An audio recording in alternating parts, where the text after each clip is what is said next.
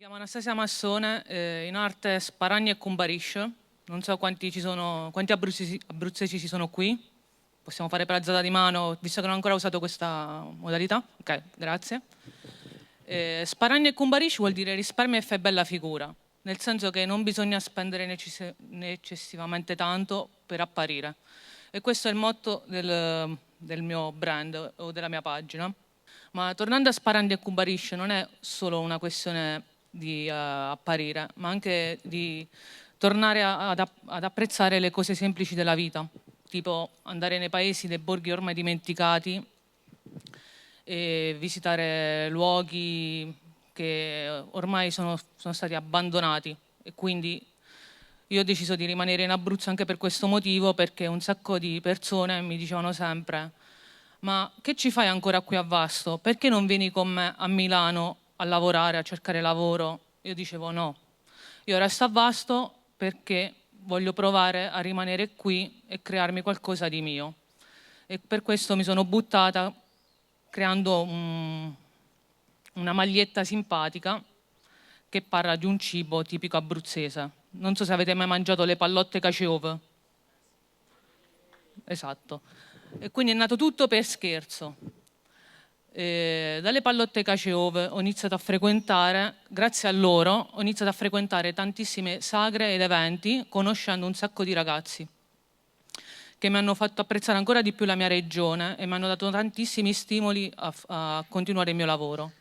In questi paesi ho conosciuto anche tantissime signore che mi hanno fatto delle domande assurde. Un giorno ero finita a bomba e al posto di andare al lago ho detto: ma dai, andiamo in paese a vedere com'è il vicolo, le storie, le strade. E in quel momento stavano suonando tantissime campane.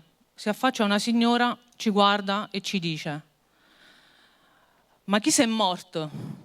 E noi: oddio signor, scusi, non siamo del posto, non lo sappiamo che è morto. Ah, e che ci fate qui? Vi siete persi? Qui non ci viene mai nessuno. Questo paese ormai è all'abbandono. Che ci fate qua, ragazzi? Ho detto: noi stiamo provando a visitare posti per far riconoscere a ragazzi che, come noi, stanno nutrendo le nostre stesse passioni. In quel momento capii anche che il motivo per cui stavo rimanendo in Abruzzo, perché la mia missione, oltre a far conoscere la regione, a far apprezzare le piccole cose della vita, era far conoscere un altro significato del FOMO.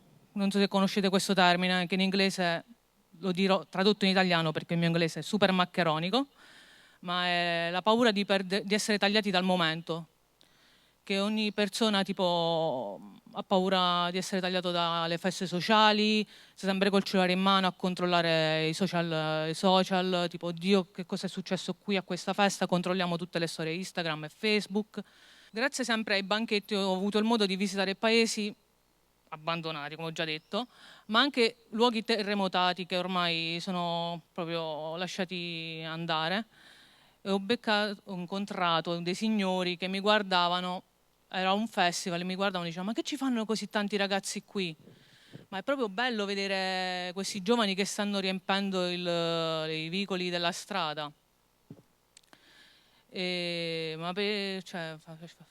Faceva l'interrogatorio dicendomi: ma come mai da queste parti? Perché gli organizzatori non organizzano questi eventi nelle grandi città?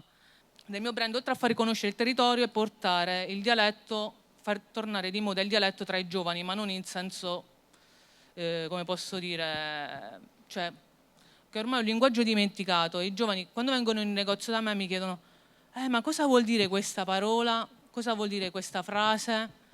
E io là ci rimango, ho fatto: ma come? Non sai cosa vuol dire questo? A casa mia non si parla più dialetto. Ho fatto: ma bada a te, io quando ero piccola non capivo niente, perché comunque a Vasto ci sono due tipi di dialetto: c'è il Washtareul, che è il linguaggio più antico che parlano i nonni dei nonni, e poi c'è il vastese, che è il linguaggio che parliamo noi, che è un italiano un po' dialettizzato, ma nulla di che non ha niente a che fare. E quindi sto anche cercando di portare le tradizioni, oltre al dialetto cercando di far tornare di moda, in auge come si dice, le tradizioni, un po' di folklore popolare.